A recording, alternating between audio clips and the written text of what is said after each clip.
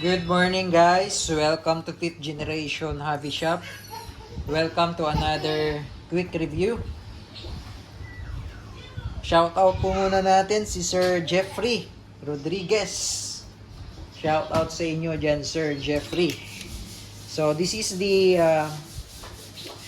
1322 American Classic by Crossman multi-pump, caliber 22 pellets, airgun pistol with shoulder stock. Ito po yung mga laman ng box.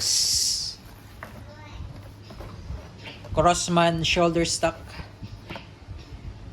Pwede siya sa 1322 and 1377. Yung 1377, yun po yung 177 version. Itong 1322, ito naman po yung caliber 22 version. Yan. So, bali ito po yung pinaka shoulder stock niya. Mamaya, ipapakita natin kung saan po siya ilalagay, no?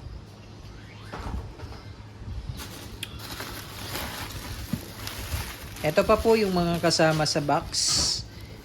May kasama po siyang 14.3 grains, 175 shots, pointed pellets, Premier by Crossman.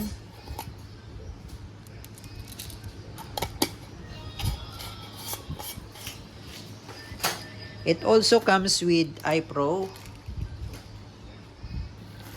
Also comes with ammo pouch, lagayan ng pellet. And of course, the unit. American Classic Variable Pump 22 caliber bolt action pellet pistol. Multi-pump, so ibig sabihin po, ito po ay binobomba. Okay. So, hindi na po kailangan dito ng CO2. Yung manual. Okay, ito po yung pump. 1, 2, 3, 4. Ayan. Minimum of 4 pumps, maximum of 10 pumps. Regardless of the pump, so kahit ilang pump yun, ang gagawin mo, minimum or maximum, is equal to 1 shot. Okay, again, regardless of the pump, kahit 4 na pump yan, o 10 pump pa yan, is equal to 1 shot. So, 1 shot, pump ulit. So, depende sa pump. So, kung ipapump mo siya ng mas marami, mas malakas. Kung medyo nasa mid lang or minimum, medyo ano lang siya, mahina lang. Okay? So, ito yung bolt. Dito po niloload ang bala. Yan. Lock. Ito naman yung safety. Ang tawag po dito, cross bolt safety. Ayan, may naka-indicate po, push, fire. So, katulad nito, fire yan. Sa kabila, pupush mo ulit para naman sa safe. Ayan, safe yan. Ito, fire. So, kapitin natin. Wala pong bala to. Ayan. So, 4 pumps po yun. So, ngayon magpa-pump ulit tayo. Kung gusto mo pumutok ulit, magpa-pump ka. So, ang kagandahan sa ganito, consistent ang power. So, kung gusto mong laging malakas, 10 pumps ka. Kung gusto mo, sakto lang ang lakas, 4 pumps ka, 5 pumps ka, or 6 pumps ka. Okay? So, testing natin. 1, 2, 3, 4, 5. Okay, 5 pumps. Ito pala yung shoulder stock. Mapapansin nyo po dito, may screw. Yan. I-remove po yan at i-insert lang po ito. Yan. Papasok siya dyan. So, imagine lang natin na wala na yung grip, yung cover. Tapos ganyan yan. Ayan. So, parang magiging rifle style siya pag may shoulder stock. Ayan. So, 4 pumps. Load tayo ng pellets.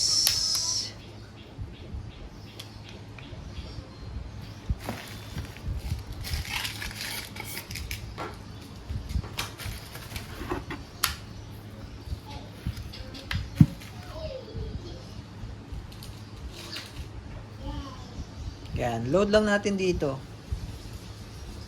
Tapos lock. Yan, ready to fire. Save muna natin. Okay, so 4 pumps yung ginawa natin. Susubukan natin dito sa lata. Lata ng Century. Yan, may mga butas yan.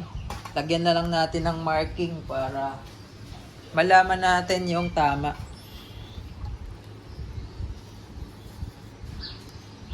Yan. So, dito tayo ta-target. So, titingnan natin kung tatagos ba sa 4 pumps.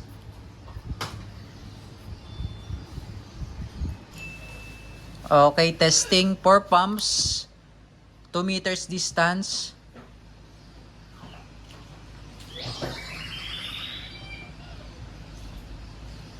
Firing.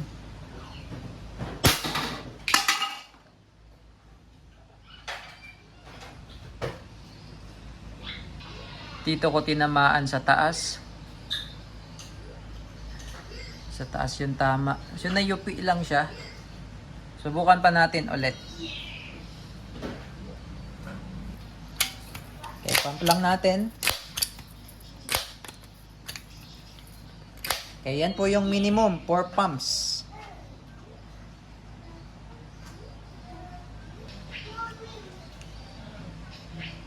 Okay, 4 pumps po. Testingin lang natin dito sa baba.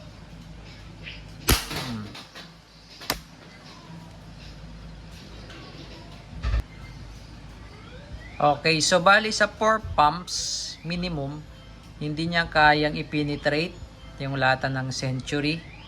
Yan, nayupi lang siya. Susubukan naman natin 6 pumps. 6 pumps. Within 2 meters. Pump tayo ng 6.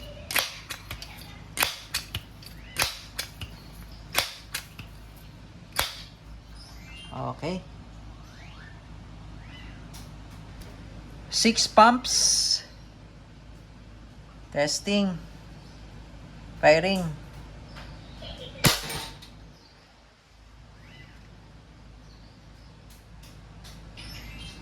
So, ayan yung tama ng 6 pumps. So, sa 6 pumps, tumagos na.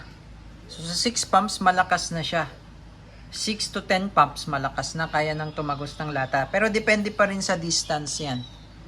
Okay, kung medyo mas malayo, syempre, babawas din tayo ng impact doon. Okay, pero sa 6 pumps, within 2 meters, tagos na. Lata.